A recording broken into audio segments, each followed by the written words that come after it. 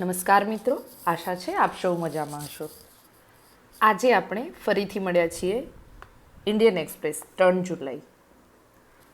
એમાં જે પણ આર્ટિકલ મહત્ત્વના છે એડિટોરિયલ પેજ ઉપર એની ચર્ચા માટે આજે આપણે જે આર્ટિકલની ચર્ચા કરીશું એમાં છે એક air pollution plan needs political will not an eye on the election cycle. Air પોલ્યુશનનો જે આયોજન છે એને પોલિટિકલ વિલની જરૂર છે અને માત્ર પોલિટિકલ વિલ ઇલેક્શન સાયકલ પૂરતી જરૂરી નથી. અને એર પોલ્યુશન છે એ કંઈ ઇલેક્શન સાયકલ ઉપર નજર રાખીને બેઠું હોતું નથી, બરાબર. તો એક આ છે. આની સાથે આપણે બીજો જે આર્ટિકલ જે ચર્ચા કરીશું એ છે આ એક દિલ્હી ટોક્યો, જે જાપાનના ટકાઈચી પ્રાઇમ મિનિસ્ટર છે એ અહીંયા આવ્યા છે અને એમના અને ભારત એટલે જાપાન અને ભારતના સંબંધો છે એ કેમ હવે જરૂરી છે એની થોડી સરસ વાત કરી છે અહીંયા. આ સાથે આપણે અહીંયા જે આર્ટિકલ છે કે ક્વાડમાંથી યુએસ છે એ રિટ્રીટ થઈ રહ્યું છે, પાછું હટી રહ્યું છે, તો હવે ક્વાડનું રિલેવન્સ કઈ રીતે જળવાશે અને શું કરવું જોઈએ. સાથે અહીંયા એક આર્ટિકલ છે કે don't bet on AI trickle down, એટલે એઆઈ છે એ ટ્રિકલ ડાઉન થઈ રહ્યું છે તો એના ઉપર કોઈ બીજી ચર્ચા કરવા કરતાં કામ કરવાની ખાસ જરૂર છે. અને સાથે જ અહીંયા જે આર્ટિકલ હોય છે એ મોટાભાગે એ રીતે લખાતા હોય છે કે અહીંયા જે પોઈન્ટ આપવામાં આવ્યા હોય એની સામે અહીંયા કદાચ કાઉન્ટર આર્ગ્યુમેન્ટ મોટાભાગે હોય છે. જરૂરી નથી કે દરેક આર્ટિકલમાં એવું જ હોય. તો આ જે છે તો અહીંયા નામ જ છે, જુઓ, અગ્રી થાય કાં તો ડિસઅગ્રી થાય.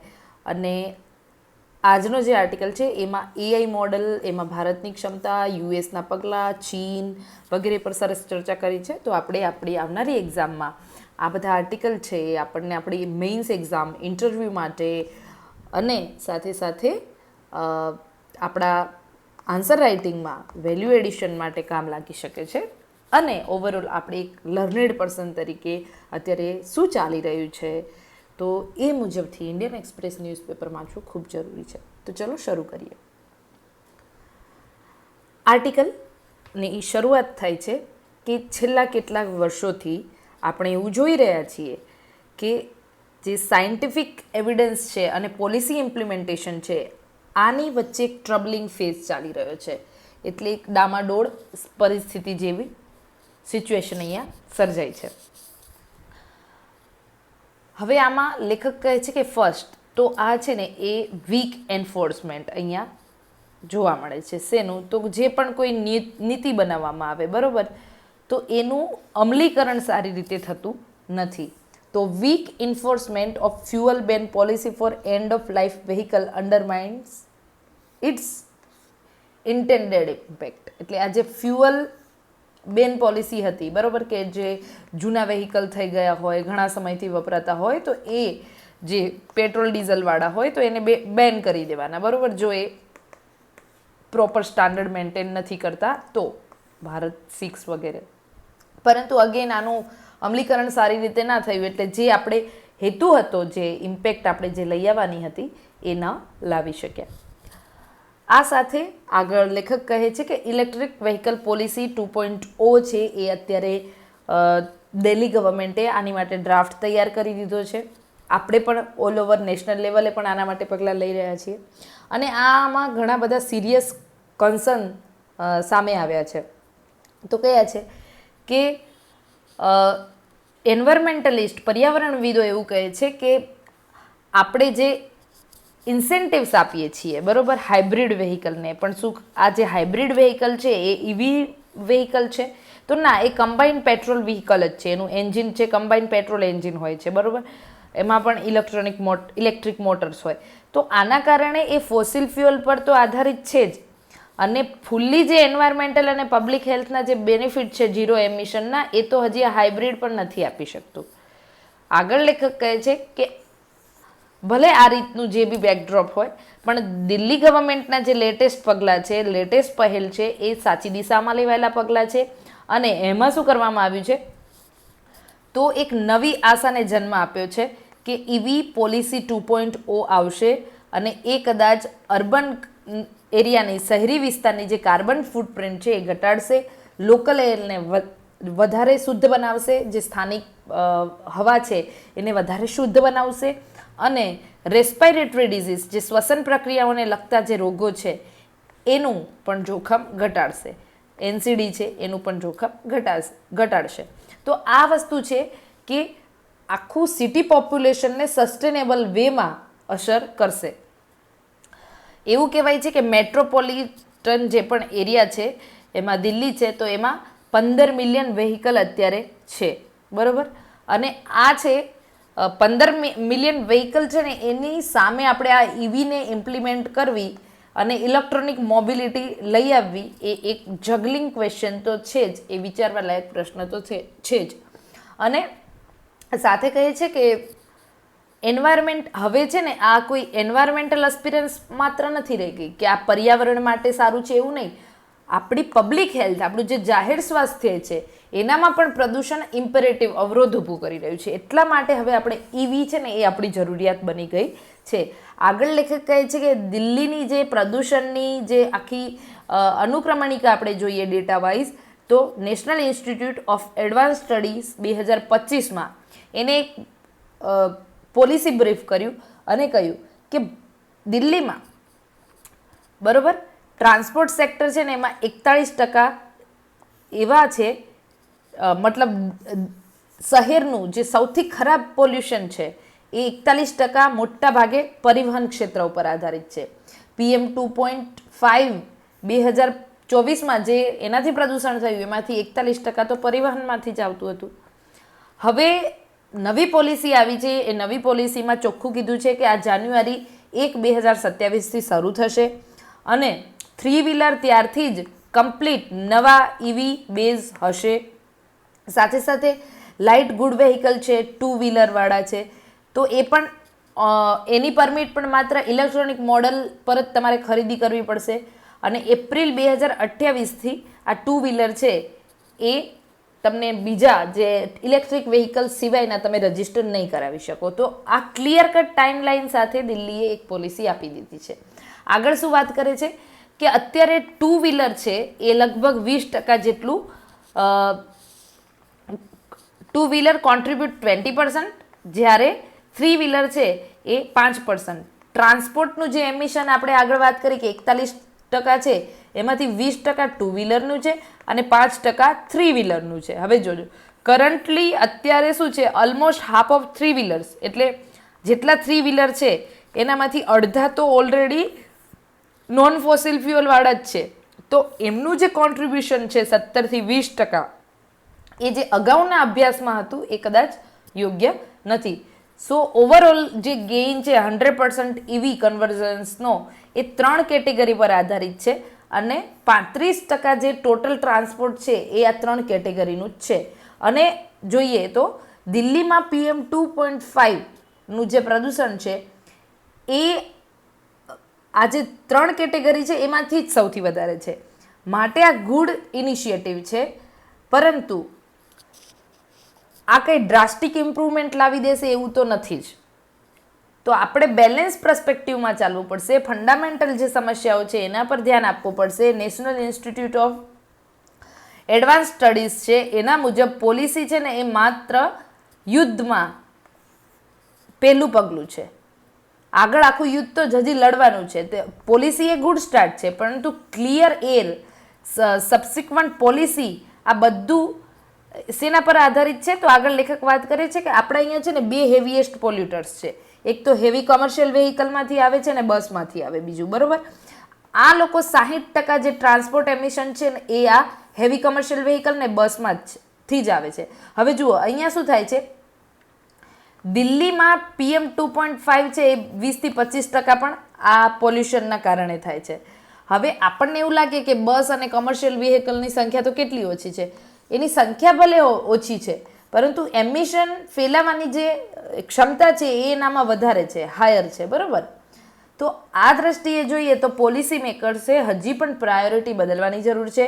મોસ્ટ પોલ્યુટિંગ જે ફ્લીટ છે એના પર વધારે ધ્યાન આપવાની છે અને એ છે કોમર્શિયલ વેહિકલ. અને આને EVમાં કન્વર્ટ કરશે ત્યારે આપણે મેક્સિમમ બેનિફિટ થશે. અને પ્રેક્ટિકલ ચેલેન્જ જે છે એને પણ મૂલ્યાંકન કરવાની જરૂર છે કે આમાં બીજી કઈ પ્રેક્ટિકલ ચેલેન્જ આવી શકે છે. સાથે પબ્લિક હેલ્થ છે એના પણ કેટલાક લાભો આના કારણે થશે. કયા કયા લાભ થશે? અકોર્ડિંગ ટુ જે national institute advance studies policy છે એને કહ્યું એ રીતે કે ઈવી અપનાવવામાં આવશે તો જે 800 જેટલા પ્રીમેચ્યોર ડેથ દર વર્ષે થતા હતા એ ઘટી જશે. સાથે બીજું શું કીધું? હાર્ટ ડિસીઝ છે, સ્ટ્રોક છે, લંગ કેન્સર છે, રેસ્પાયટરી ડિઝીઝ છે, આ બધામાં ઘટાડો આવશે.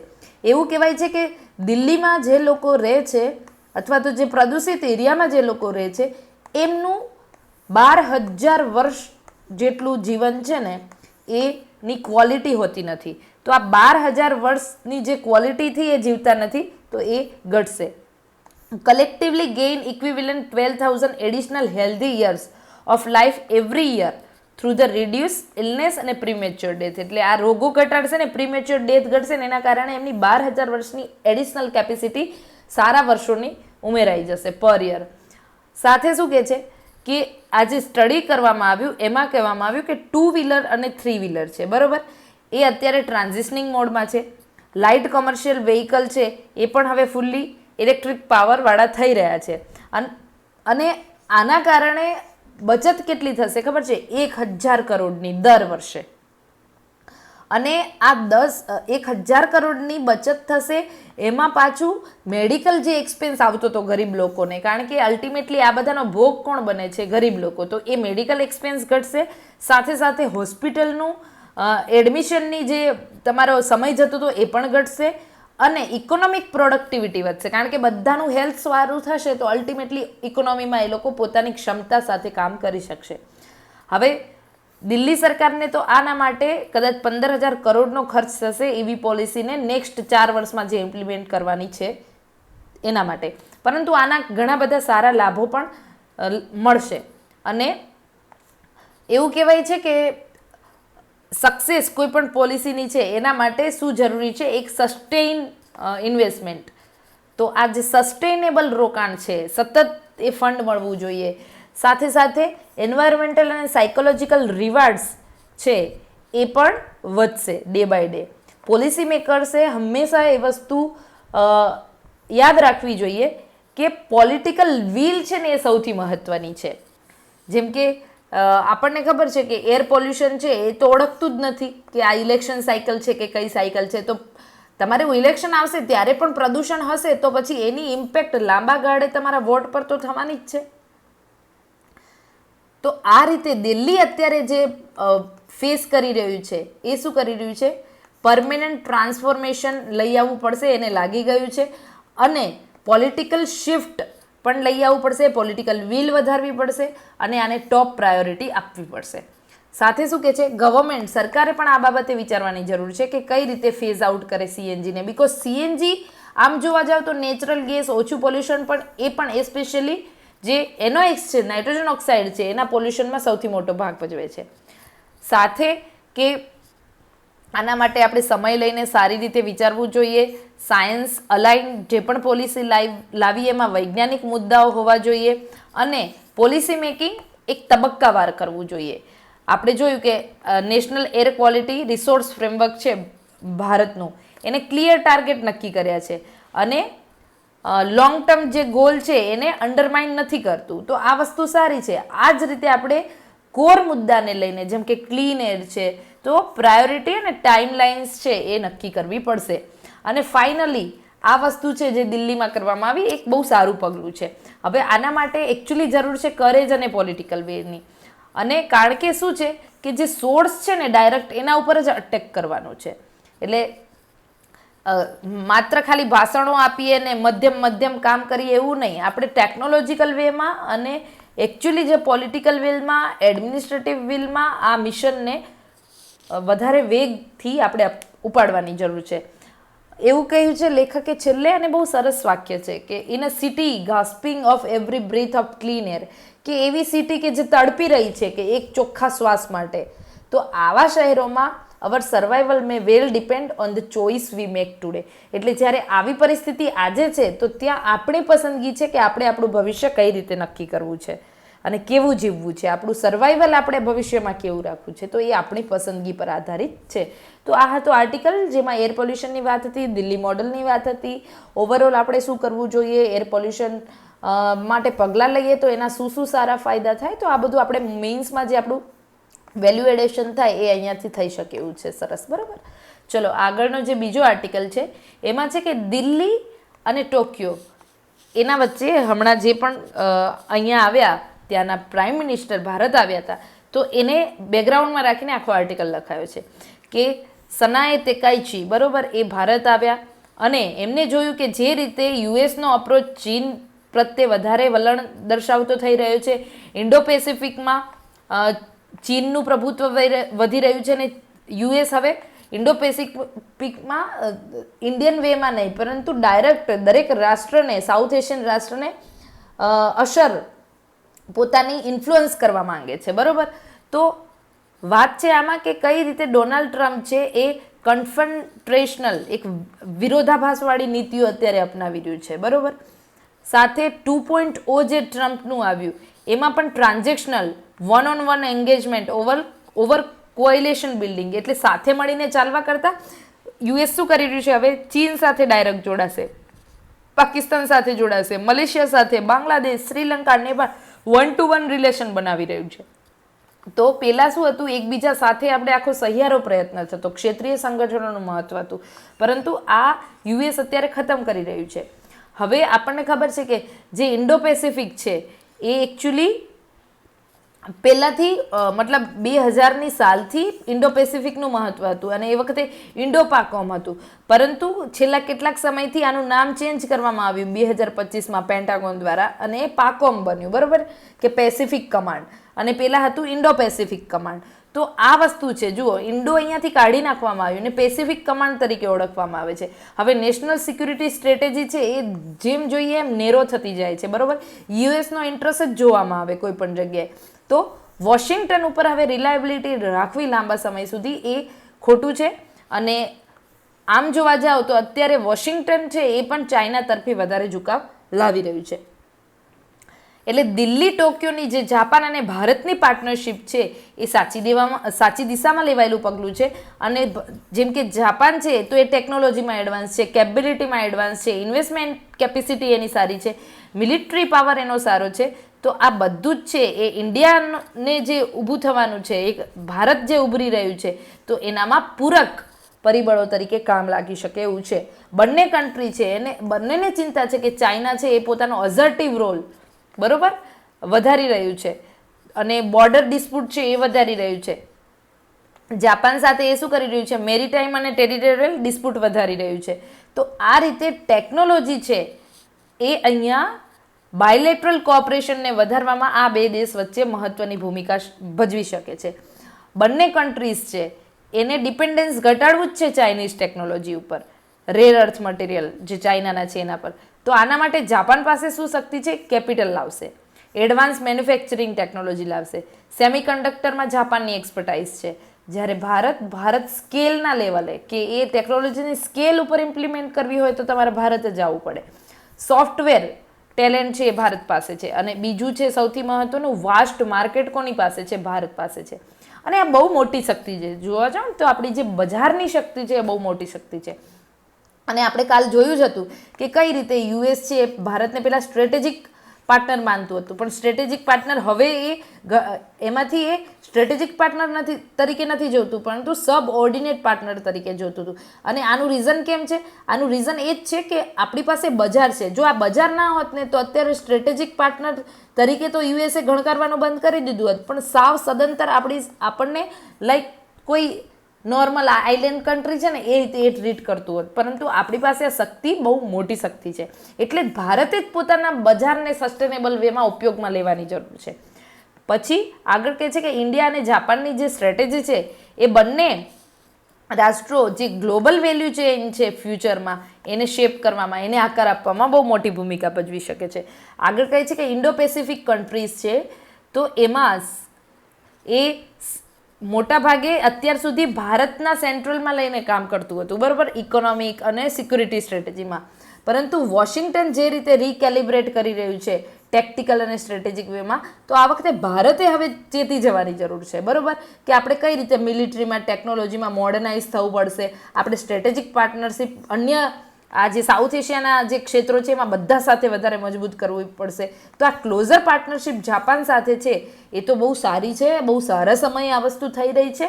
અને આનાથી જ આપણે એક stable rule based Indo Pacific order અને ફેવરેબલ બેલેન્સ જે શક્તિઓનું છે, ત્યાં શક્તિ સંતુલન જે ઇન્ડો પેસિફિક રિજનમાં કરવાનું છે એ કરી શકીશું. અને જાપાન આપણો એક મજબૂત સ્ટ્રેટેજિક એક્ટર તરીકે ઉભરી રહ્યું છે અને ભારત પણ જાપાન માટે સ્ટ્રેટેજિક એક્ટર તરીકે ઉભરી રહ્યું છે. તો આ હતું આર્ટિકલ જે હમણાં ભારત અને જાપાનના પ્રાઇમ મિનિસ્ટર એકબીજાને મળ્યા એ સંદર્ભે. હવે આર્ટિકલ છે એ છે don't be on AI trickle down. વાત થાય છે અને આર્ટિકલ લખ્યું છે સૌમ્યા ભૌમિક દ્વારા. બહુ સરસ રીતે આર્ટિકલની શરૂઆત છે. આ બહુ શીખવા જેવું છે કે કઈ રીતે આપણું એક યુનિક નોલેજ છે એ આપણે આપણા લેખની શરૂઆતમાં એને ઇન્ટરેસ્ટિંગ બનાવવા માટે કરી શકીએ છીએ. તો એ લખીએ છીએ કે there is an Adam Smith. એક એડમ સ્મિથ છે અને એનું રીડિંગ. એડમ સ્મિથ કોણ છે મને ને તમને ખબર છે. હવે તમે જો આવા સરસ આર્ટિકલ વાંચતા હો તો તમારું એક જનરલ નોલેજ, એડમ સ્મિથ છે ને એ ઇકોનોમીમાં એક્સપર્ટ ઇકોનોમિસ્ટ કહી શકાય, બરાબર. અને સાથે જ અહીંયા બીજું નામ આપે જ્હોન મેનાર્ડ કેન્સ. તો આ બંને છે ઇકોનોમિસ્ટ છે, બરાબર. એડમ સ્મિથ છે એને પ્રેઝન્ટ મોમેન્ટને કદાચ જો એના સંદર્ભમાં આપણે અત્યારે પ્રેઝન્ટ મોમેન્ટને તપાસીએ તો એવું લાગે છે કે યુએસ છે એ ટાઇટન કરી રહ્યું છે પોતાની ગ્રીપ. ક્યાં? તો એડવાન્સ ચીપમાં અને મોડલ્સમાં. પરંતુ જે ઇનવિઝિબલ હેન્ડ છે, જે અદ્રશ્ય હાથ છે, એડમ સ્મિથ, બરાબર, ઇનવિઝિબલ હેન્ડ, કયું? માર્કેટ.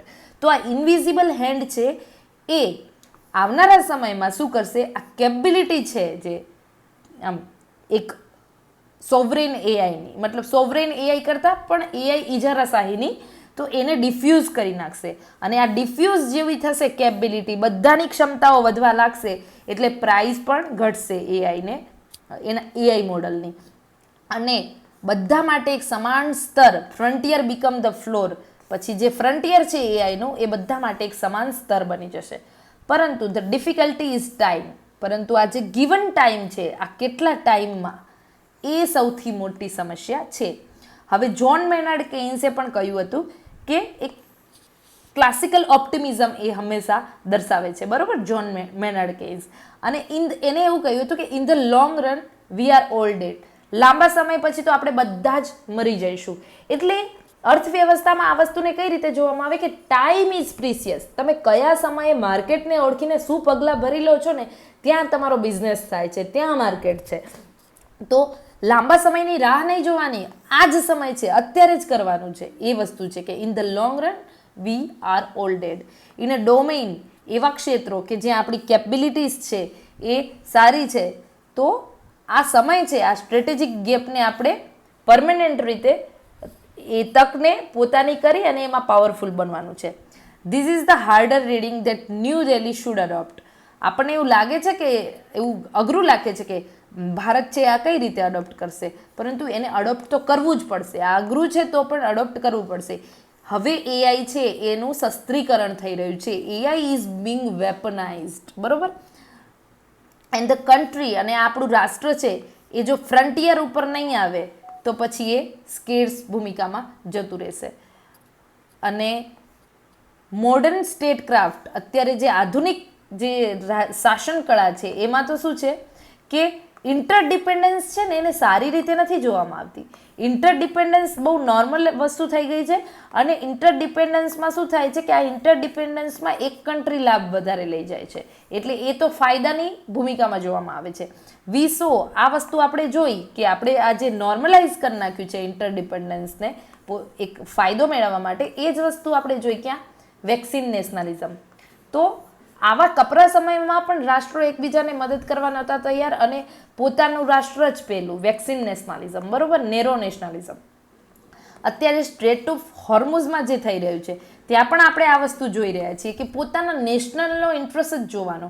બાકી આખી દુનિયામાં ભલે ને લોકો ભૂખે મરી જાય, મોંઘવારીના કારણે મરી જાય, પણ એમને કોઈ ફરક નથી પડતો.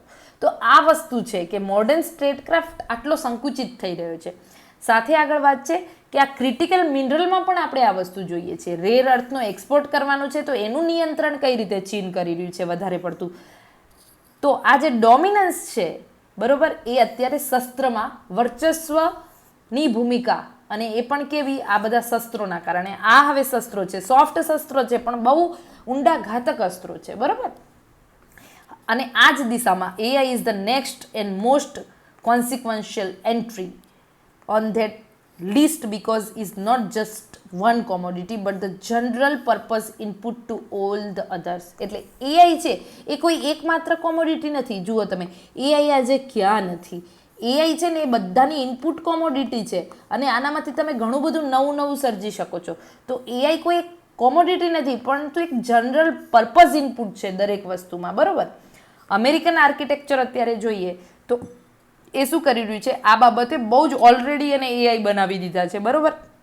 2025માં AI ડિફ્યુઝન ફ્રેમવર્ક એને એક બનાવ્યું, અને શું કર્યું તો first time AI model waits તરીકે તૈયાર કર્યા, અને એમાં એને શું કર્યું ખબર છે, એક્સપોર્ટ કંટ્રોલ લાવી દીધો. ચીપ છે, US સપોઝ કે ચીપ બનાવતું હોય તો એના એક્સપોર્ટ ઉપર એ પોતાનું નિયંત્રણ વર્ચસ્વ લાવી દેશે, અને સ્પેસિફિક રૂલ પણ એના માટે બનાવ્યા કે પોતાની જે આ સત્તા છે એ જતી ન રહે આના માટે. અને એના કારણે જે નવા ઉભરતા રાજ્યો છે આ ટેકનોલોજીમાં એમને કાઠું પડી ગયું બરોબર. વોશિંગ્ટનનો જે ઓર્ડર હમણાં જે એને કર્યો હતો, તો એન્થ્રોપિકને શું કીધું, ત્યાંની એક પ્રાઇવેટ કંપની છે એન્થ્રોપિક, જે શું કરે છે, AI મોડલ બનાવે છે. તો આ એન્થ્રોપિકને એને કહ્યું કે તારે બાકીના બધા જ જે કન્ટ્રીઝ છે એને તારે તારી સેવા નહીં આપવાની. તો આ વસ્તુ છે કે કઈ રીતે એને કેપેબલ જે મોડલ્સ આ એન્થ્રોપિક બનાવે છે, માઇથોસ છે, ફેબલ છે, તો અધર જે પણ કોઈ યુઝર આઉટસાઇડ ધ US હતા એના માટે સસ્પેન્ડ કરી દીધી હતી જે આ એન્થ્રોપિકની સર્વિસ છે AIની બરોબર. સાથે G7 જે હમણાં થઈ, તો એ G7માં પણ શું જોવા મળ્યું, તો એવું કહેવામાં આવ્યું કે ફ્રન્ટિયર મોડલ જે AIના છે એ મોડલ રિઝર્વડ રહેવા જોઈએ. કોની માટે? ટ્રસ્ટેડ પાર્ટનર માટે. અને આ વસ્તુ ટ્રસ્ટેડ પાર્ટનર એટલે કોણ? આ જે એલાઇટ કોમ્યુનિટી છે, P5 વગેરે, તો ટ્રસ્ટેડ પાર્ટનર માટે જે રિઝર્વ રહેવા જોઈએ. અને આ વસ્તુ એવું જ કહે છે સીધું કે આની એક્સેસ છે એ મોસ્ટ પાવરફુલ જનરલ પર્પઝ ટેકનોલોજીના એરા માટે થવી જોઈએ, અને આમાં પણ પ્રિવિલેજ એક વિશેષાધિકાર છે કોનો? વોશિંગ્ટનનો. અને આ વોશિંગ્ટનની ઈચ્છા ઉપર આધારિત હશે. એ જ્યારે એને મરજી પડે ત્યારે રિવોક કરી લે, જેમ હમણાં એને એન્થ્રોપિકમાં કર્યું એવી રીતે. તો this is not a market trickling outward. તો આ કંઈ બજારના આધારે કોઈ વસ્તુ સંચાલિત થતી હોય એવું નથી. આ તો એક આર્મ રેસ જ છે. આ આર્મ રેસ છે, અને US એનું ગેટકીપર છે. બીજી અન્ય ટેકનોલોજી કરતાં AIમાં અલગ શું છે, તો AI પોતાની આઉટપુટ છે અને ઇનપુટ છે અને એની પહોંચ છે, એમાંય પોતાની રીતે સેટ કરે છે.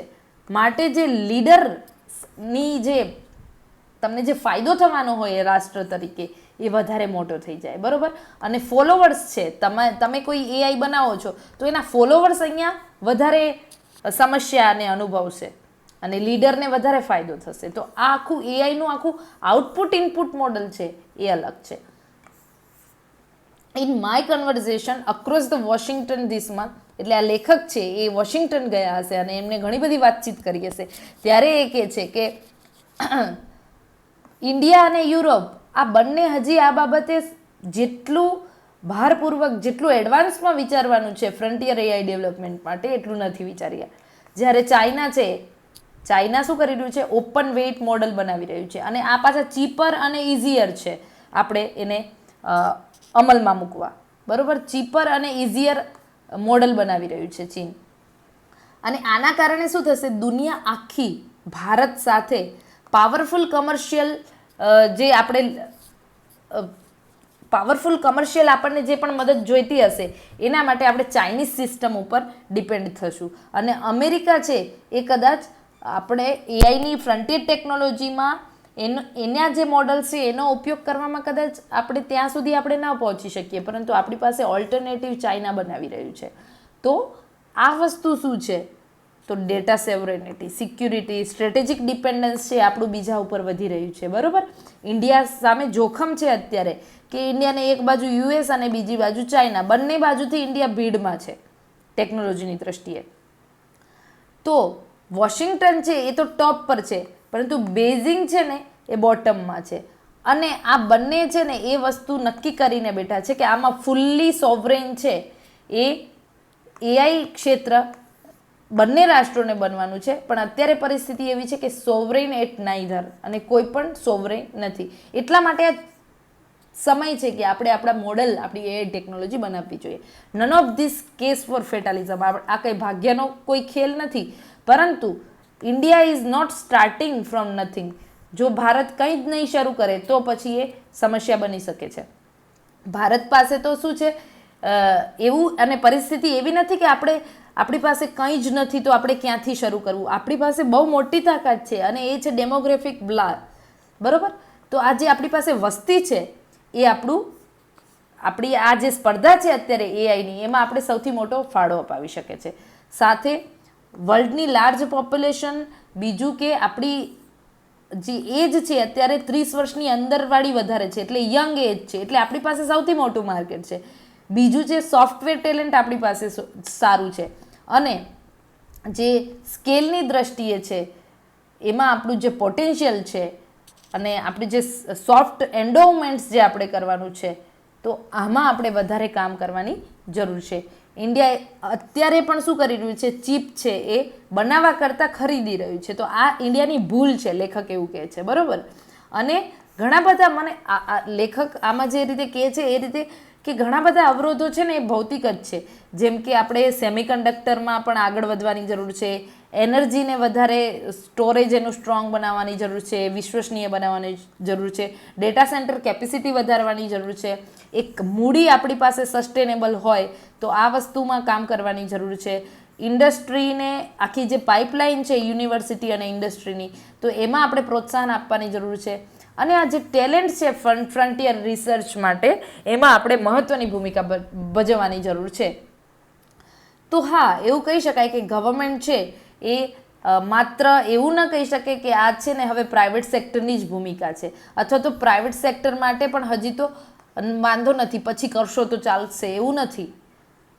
પરંતુ અત્યારે જેમ આપણે ઇન્ડિયા એઆઈ મિશન લઈ આવ્યા, બરાબર, પછી આનામાં શું થશે કે આપણે નેશનલ લેવલનો એક કમ્પ્યુટિંગ પૂલ બનાવી શકીશું. બરાબર, આપણે આના અન્વયે 34,000 GPU ડેવલપ કરી દીધા. સાથે સાથે આપણે યુનિવર્સિટી સ્ટાર્ટઅપને પણ શું કરી રહ્યા છીએ, સબસિડી આપી રહ્યા છીએ. અને ઘણા બધા ફાઉન્ડેશનલ મોડલ છે એ ઇન્ડિજિનિયસ આપણે ડેવલપ કર્યા છે. ઇન્ડિયા એઆઈ ઇમ્પેક્ટ સમિટ છે એ પણ આપણે નવી દિલ્હીમાં હમણાં કરી હતી. અને સર્વમ જેવા જે એઆઈ સર્વમ આપણું મોડલ છે એ પણ કોમ્પિટિટિવ વેમાં ઇન્ડિયન લેંગ્વેજ માટે સારી સુવિધા આપી શકવા માટે સક્ષમ છે. પણ છતાં પણ કંઈક ખૂટી રહ્યું છે. શું છે? તો જે પણ કન્ટીજન્સી, કોઈ અકસ્માત સર્જાઈ જાય તો એના માટે હજી ભારત એટલું તૈયાર નથી.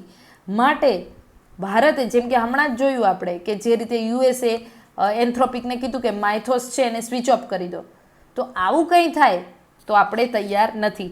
એટલા માટે આપણી પ્રિપરેશન છે એ બે વસ્તુ ઉપર હશે, એક લીગલ અને બીજું ઇન્ડસ્ટ્રીયલ. તો જે લીગલ ઉપર જે આપણે કામ કરવાનું છે એ આપણે કોમ્પ્યુટર અને મોડલ એક્સેસ છે ને એને ગુડવિલ ઉપર નહીં, પરંતુ એનામાં આપણે પ્રોપર એક સિસ્ટમેટિક ટેકનોલોજી અને લીગલ સિસ્ટમ ઉપર કામ કરવાનું છે.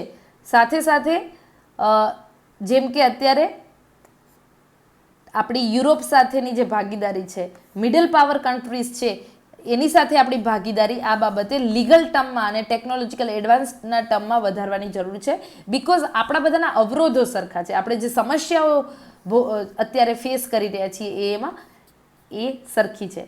તો માટે બાકીનું જે પાર્શિયલી આપણે જે મજબૂત થવાનું છે એ ઇન્ડસ્ટ્રીયલ લેવલ ઉપર આપણે ડોમેસ્ટિક ફેબ્રિકેશન વધારવાની જરૂર છે. ચીપને આપણે ખરીદવાની નથી, પરંતુ અહીંયા જ ડેવલપ કરીએ એવું. પાવર જનરેશન એટલે આપણે એનર્જી સેક્ટરમાં વધારે મજબૂત થવાની જરૂર છે. સાથે બીજું શું કહે છે, ડેટા સેન્ટરની કેપેબિલિટી આપણે વધારવી પડશે, સોવરેનિટી આપણે લઈ આવવી પડશે. આપણી સિલિકોન જે ચીપ આમાં આવે છે એ આપણે વધારે હજી આયાત કરી રહ્યા છીએ, તો આમાં પણ સોવરેન બનવાની જરૂર છે. તો ટૂંકમાં એક એક છે આપણે ઇન્ડસ્ટ્રી, બીજું છે આપણી સ્ટ્રેટેજિક પેશન્સ, આપણું એ પણ સાચા રસ્તામાં અને સાચા વ્યૂ પોઈન્ટથી હોવું જોઈએ. આપણે રોકાણ જે કરીએ છીએ સંસ્થાઓમાં, આપણું જે ટેલેન્ટ છે, આપણું કેપિટલ છે, આપણી ડિમાન્ડ છે, આપણને આ ક્ષેત્રનું નોલેજ છે, આ બધું જ છે ને એ હવે એવું નથી કે આમ સમય આવશે ત્યારે આપણે કેચ કરી લેશું. ના, સમય આવી જ ગયો છે એઆઈનો. તો ભારતે હવે ફૂલ ફ્લેજમાં તૈયાર થઈ જવાની જરૂર છે. The confronting view assume that a long run which everything equalize. એવું કહેવામાં આવે છે કે લાંબા સમયગાળા પછી બધું જ સરખું થઈ જશે, પરંતુ જે આ વેપનાઇઝેશન એઆઈનું જે થઈ રહ્યું છે એ તો આપણી સામે ચેતવણી રૂપે જ છે. એટલે આની માટે આપણે હવે એમ કે જીતશું કે હારશું એવી પરિસ્થિતિ નથી. આપણે હવે આના માટે કામ કરવાની જરૂરત છે. અને India has the people. Bharat પાસે એક જનસંખ્યાની શક્તિ છે. આપણે ક્રેડિબલ સ્ટાર્ટ પણ સારો કર્યો છે, જેમ કે સર્વમથી.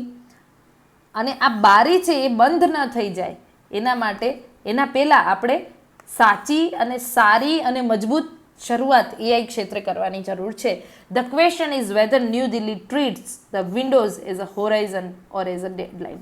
તો પ્રશ્ન તો એ છે કે ભારત છે એ હવે આ જે વિન્ડો અત્યારે તક જે આપણી સામે આવી છે એને આપણે ક્ષિતિજથી દૂર ઊભા રહીને જોશું કે પછી આપણે એમાં એક ડેડલાઇન નક્કી કરીશું કે આપણે અહીંયા સુધી કામ કરી દેવાનું છે. તો ચોઈસ આપણા હાથમાં છે.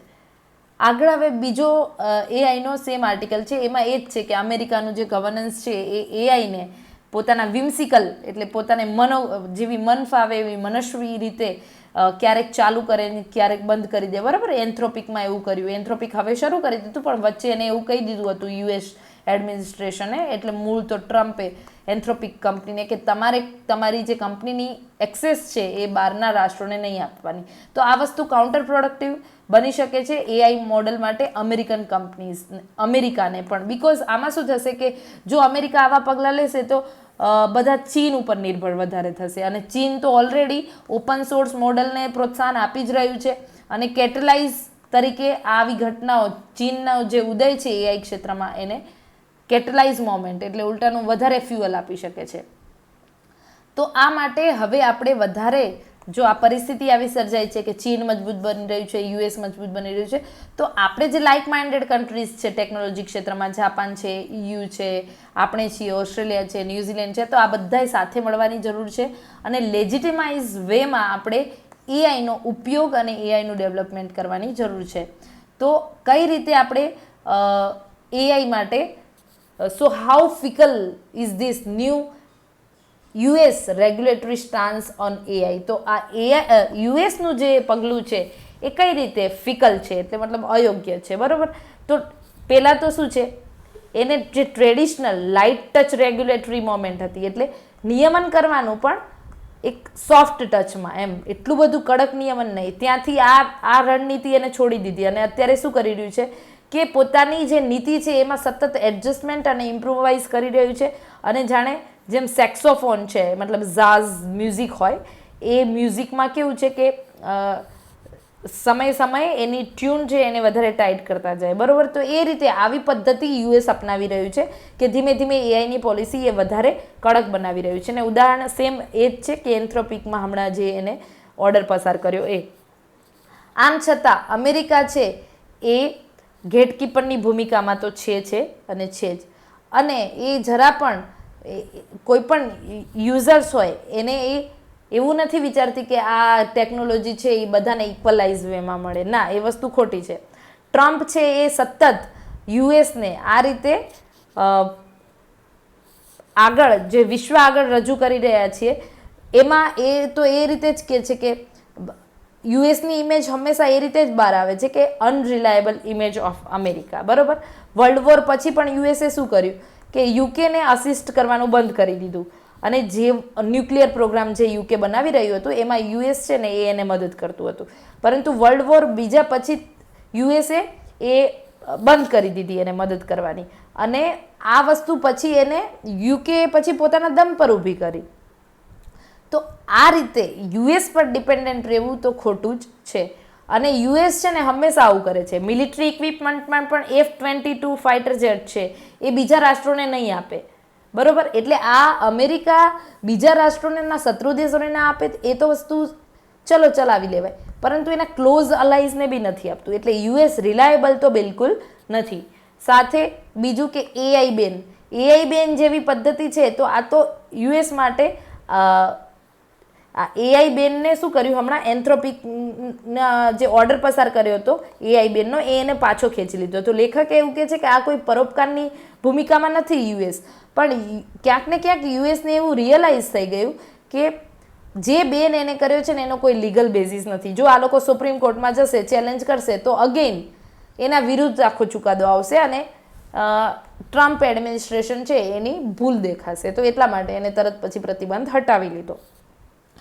પરંતુ આમાં હવે જુઓ, યુએસને ખબર છે કે ચાઇનાને બ્લોક કરવાનો કોઈ મતલબ નથી, કારણ કે ચાઇના છે ને એ સેમિકન્ડક્ટર ટેકનોલોજીમાં, સ્પેસ ઇક્વિપમેન્ટમાં યુએસ મદદ કરે કે ના કરે, એ પોતે ડોમેસ્ટિક ડેવલપમેન્ટ હંમેશા કરતું રહ્યું છે. અને આ જે ચાઇનીઝ ફર્મ છે એ ડિઝાઇનના ક્ષેત્રમાં, લોન્ચના ક્ષેત્રમાં, ચીપ મેન્યુફેક્ચરિંગ, હાઈ પરફોર્મન્સ લેવલનું એ હંમેશા કરતું આવ્યું છે. તો નાસા કે સ્પેસએક્સ એ ચીન સાથે કોલોબરેટ કરે કે ના કરે એને યુએસ તો રેસ્ટ્રિક્ટ કરી દે છે, નાસા અને સ્પેસએક્સને. છતાં પણ બેઇજિંગ એની હાઉ મેનેજ કરી લે છે કે એનું જે સ્પેસ સેક્ટર છે એને ટોપ નોચ ઉપર લઈ જવું, બરોબર. હિસ્ટોરિકલ માઇલેજનો જે આખો એરિયા હતો એ એને કવર કર્યો છે. મૂનની બીજી સાઈડ જઈને કંઈ રેર અર્થ મટીરિયલ લઈ આવવા, સેમ્પલ લઈ આવવા, કે પછી લો અર્થ ઓર્બિટમાં એને સ્પેસ સ્ટેશન બનાવવું હોય, તો આ બધું જ છે એ ચાઇનાએ પોતાના દમ પર કર્યું છે. હવે અમેરિકાનું જે એઆઈનું જે મૂવ છે એન્ટી ઇનોવેશનવાળું, એ બહુ ખરાબ છે. અને આની સામે ઇનોવેશન છે એ તો બેસ્ટ કઈ રીતે વર્ક કરશે, ડિફ્યુઝનથી. જેમ કે જીપીએસ છે, અત્યારે આ યુએસનું હોય કે ના હોય શું ફરક પડે છે, જીપીએસ થોડું કંટ્રોલેબલ છે, એ વાઇડલી અવેલેબલ થઈ ગયું. અને બિકોઝ એ ટેકનોલોજી એટલી ડિફ્યુઝ થઈ ગઈ, બરોબર. તો આ રીતે જે યુએસને હમણાં બીજું શું કર્યું હતું, એક એનવીડિયા જે ચિપ્સ છે, આપણને ખબર છે કે આના અચાનક શેર માર્કેટ આના કારણે ઊંચું નીચું થઈ ગયું હતું, આની એક્સેસ ઉપર પણ એને બ્લોકેડ લગાવી દીધા હતા. તો આ વસ્તુ છે કે અમેરિકા જે નેરો નેશનલિઝમમાં, નેરો ટ્રેડના જે પગલાં ભરી રહ્યું છે એનું કાઉન્ટર પ્રોડક્ટિવિટી ચાઇનાને સારું થઈ રહ્યું છે. અને અમેરિકા આવું સતત કરતું રહેશે એટલા માટે EU છે, ભારત છે, જાપાન છે, આ બધાએ સબસ્ટાન્શિયલ કેપિટલ ઇન્વેસ્ટમેન્ટ દ્વારા એઆઈને મજબૂત બનાવવાની જરૂર છે. અને ભારતે પણ શું કરવાની, ભારત અત્યારે જો એની પાસે સોવરેન એઆઈ સ્ટેક નહીં હોય, બરોબર, પોતાનું એઆઈ નહીં હોય, તો પછી એ તો ફોરેન ટેકનોલોજી ઉપર જ નિર્ભર રહેશે. અને એના કારણે ભારત છે એ આત્મનિર્ભર જે સાચા અર્થમાં બનવું જોઈએ એ નહીં બની શકે. આના માટે આપણે hybrid public private AI diffusion તરફની રણનીતિ બનાવવાની જરૂર છે. એઆઈને આપણે હેલ્થકેરમાં, એગ્રીકલ્ચરમાં, પબ્લિક સર્વિસમાં તો ઇમ્પ્લિમેન્ટ કરી રહ્યા છીએ, પરંતુ આના માટે આપણે સોવરેન એઆઈ સ્ટેક બનાવવાની જરૂર છે. માટે દિલ્હી ઉપર તો હવે ડબલ ડાઉન બર્ડન છે કે કઈ રીતે ફાઉન્ડેશનલ મોડલ પોતાના બનાવવા, સર્વમ જેવા, અને ભલે ગમે તેટલા ખબર હોય, એવર ઇમ્પરફેક્ટ હોય કદાચ, પરંતુ આ બનાવવા જરૂરી છે, કારણ કે એનો ફાયદો છે એ સ્કેલ ઉપર અને મલ્ટિપલ ઇકોસિસ્ટમ જે આપણી પાસે છે એના માટે વધારે જરૂરી છે. માટે સિંગ્યુલર ટેક હવે આપણે જો લઈ શકીએ તો એ જ છે કે ભારતે મજબૂત થવું જ પડશે. અધરવાઇઝ યુએસ છે એ જેમ હમણાં એને ક્લાઉડ ઉપર પોતાના સેન્કશન મૂકી દીધા હતા, એ ભવિષ્યમાં આવું કરશે. અને આપણે અહીંયા વાત હતી કે શું આપણે છે એ આના માટે જે આવી કન્ટીજન્સી સિચ્યુએશન ઊભી થઈ જાય તો એના માટે શું ભારત ખરેખર તૈયાર છે ખરું, અને જો નથી તો આ રસ્તો આપણી આગળ છે કે આપણે શું કરવાનું છે. તો આ હતો આર્ટિકલ કે એઆઈની દ્રષ્ટિએ ભારતે હજી કેટલું બધું કામ કરવાનું બાકી છે.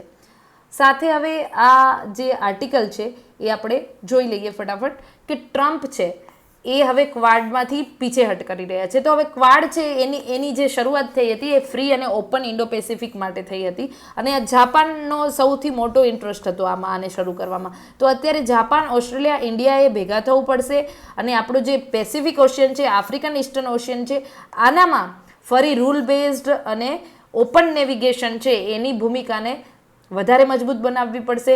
આના માટે જે પણ ટકાઈચી છે, આપણા પીએમ મોદી છે, ઓસ્ટ્રેલિયન પીએમ એન્થોની અલ્બાનેસ છે, આ બધાએ સાથે મળીને એક્સક્લુઝિવલી જે વોશિંગ્ટનનું જે ખોટું એન્થુઝિયાઝમ છે એને કાઉન્ટરવેટ કરવાની જરૂર છે. શિન્ઝો એબે જ્યારે આ ફ્રી ઓપન ઇન્ડો પેસિફિકની વાત કરી હતી, એને 10 વર્ષ થવા આવ્યા, પણ એનું રિલેવન્સ હજી પણ છે. ટોક્યો હંમેશા આવું જ ઈચ્છે છે કે ફ્રી ઓપન ઇન્ડો પેસિફિક હોય, અને એઆઈના જમાનામાં, એઆઈના યુગમાં આપણે એક રેઝિલિયન્ટ સપ્લાય ચેન બનાવવી જરૂર છે. આના માટે ક્રિટિકલ મિનરલ્સ હોય, સિક્યુરિટી ઓપરેશન હોય, આ બધા માટે આપણે શું કરવું પડશે? તો ફ્રી ઓપન ઇન્ડો પેસિફિક જાળવી રાખવું પડશે. હવે જુઓ, આ જાપાને છે ને એક પ્રપોઝ કર્યું છે free open Indo Pacific digital corridor. હવે આ ડિજિટલ કોરિડોરમાં શું હશે? સબમરીન કેબલ્સ હશે, ઓપન આરએનએ હશે, satellite communication, advance optical network, અને સાથે સાથે કોલેબોરેશનની ઓપોર્ચ્યુનિટી ઇન્ડિયા અને ઓસ્ટ્રેલિયા માટે આના કારણે વધી ગઈ છે. ઓસ્ટ્રેલિયા છે એ જાપાન સાથે ડિફેન્સ કોર્પોરેશનમાં મજબૂતી સાથે આગળ વધી રહ્યું છે. તો આ જ રીતે આપણે કોઈ સિંગલ એક્સટર્નલ પાવર ઉપર વિશ્વાસ કરવા કરતાં આવા રાજ્યો જે લાઇક માઇન્ડેડ કન્ટ્રીઝ છે એ બધાએ નજીક આવવાની જરૂર છે. અને ભારત છે એ આમાં ક્વાડમાં એને Quad is not an Asian NATO, બરાબર? ભારત તો હંમેશા આવી રીતે કહેતું જ રહ્યું છે. અને ફોર્મલ અલાયન્સ જે આ છે એને સ્ટ્રેટેજિક ઓટોનોમી એની જળવાઈ રહે, એના માટે આપણે સ્ટ્રેટેજિક વેમાં કામ કરવાની જરૂર છે. ઇન્ડિયા, જાપાન, ઓસ્ટ્રેલિયાનું જે આખું ફ્રેમવર્ક છે એમાં વધારે કોલેબોરેશન કરવાની જરૂર છે. અને આના કારણે શું થશે કે ઇન્ડિયા છે એ તાઇવાન ક્રાઇસિસનો ભોગ નહીં બને. તો આપણે આપણી નવલ સ્ટ્રેન્થ છે, ઇકોનોમિક જે આ કોર્શનના પગલાં લેવામાં આવી રહ્યા છે, ચીન જે રીતે નવલ સ્ટ્રેન્થ પોતાની વધારી રહ્યું છે, ઇકોનોમિક કોર્શન વધારી રહ્યું છે, અને શું કરી રહ્યું છે? અગ્રેસિવલી ટેરિટોરિયલ ક્લેમ્સ છે એના વધારી રહ્યું છે, કે આપણે આપણા પ્રદેશો ઉપર એનો દાવો વધારી રહ્યું છે. કઈ રીતે એ ક્રિટિકલ સપ્લાય ચેઇન છે ને એને શસ્ત્રીકરણ કરી રહ્યું છે, એનું વેપનાઇઝ કરી રહ્યું છે. તો આ બધી જ સમસ્યાઓ ઇન્ડો પેસિફિકમાં અત્યારે ચિંતામાં વધારો કરી રહ્યું છે. આ માટે આસિયાન સભ્યો છે એમને હવે ચૂઝ કરવાનું છે કે કઈ રીતે આજે એક તક ક્રિએટ થઈ છે ઇન્ડિયા, જાપાન, ઓસ્ટ્રેલિયા માટે, એમાં એ વધારે કોલેબોરેટ કરી અને પાર્ટનરશિપ તરીકે ઇન્ડો પેસિફિકને વધારે મજબૂત બનાવે. તો યસ, આ જ આખો આર્ટિકલ છે. અને એમાં વાત છે કે રૂલ બેઝડ આપણે એક ટ્રેડ વિકસાવવો જોઈએ, ઇન્વેસ્ટમેન્ટ પ્રોટેક્શન કરવું જોઈએ, ડિજિટલ કોમર્સ ઉપર ધ્યાન આપવું જોઈએ, સપ્લાય ચેઇન ઇન્ટિગ્રેશન કરવું જોઈએ. અને ઇન્ડિયા છે એ ઇન્ડો પેસિફિક ઇકોનોમિક આર્કિટેક્ચરમાં એક મોટી વર્ચસ્વની ભૂમિકા નિભાવી શકે એમ છે. આ માટે એને બાયલેટરલ ટ્રેડ એગ્રીમેન્ટ છે એની પર જે એનો નિર્ભરતા છે એ ઘટાડવી પડશે. અને ઇન્ડિયાની કરંટ એફટીએ છે એ અલગ અલગ રાજ્યો જોડે જે રીતે છે એમાં વધારે એને ઇન્ટિગ્રેટેડ વેમાં એને લાગુ કરવાની જરૂર છે. તો યસ, આ આર્ટિકલ હતો. અને અહીંયા એક સરસ કે જેમ કે આપણે ભારત છે એ આરસીઈપીમાંથી 2019માંથી નીકળી ગયું, બરાબર? પરંતુ આના કારણે માર્કેટ એક્સેસ, એની ચિંતા શું હતી એ વખતે કે ચાઇનાનું ડોમિનન્સ છે આરસીઈપીમાં, માર્કેટ એક્સેસ છે એ કદાચ ભારતને ઘટી જશે, અથવા તો આના કારણે પછી શું થશે કે ભારતનું માર્કેટ એ ચાઇનીઝ વસ્તુઓથી ભરાઈ જશે. તો આ ચિંતાના કારણે આરસીઈપીમાંથી આપણે નીકળી ગયા. પરંતુ આપણા પાસે અત્યારે CPTPP છે એ નવો ઓપ્શન તરીકે આપણી સામે ઊભું છે. એમાં જાપાન, ઓસ્ટ્રેલિયા અને અધર્સ જે એશિયન કન્ટ્રીઝ છે એની સાથે મળીને ભારતે મજબૂત એક ટ્રેડ બ્લોક બનાવવાની જરૂર છે, એક સ્ટ્રેટેજિક બ્લોક બનાવવાની જરૂર છે. તો આ રીતે આ આજનું આપણા જે આર્ટિકલ હતી એની આપણે ચર્ચા કરી. આશા છે કે આપ સૌને આ આર્ટિકલની જે ચર્ચા છે આપની મેઇન્સ એક્ઝામમાં, આપના ઇન્ટરવ્યૂમાં ઉત્તર આપતી વખતે ખૂબ મદદરૂપ થાય. Thank you so much.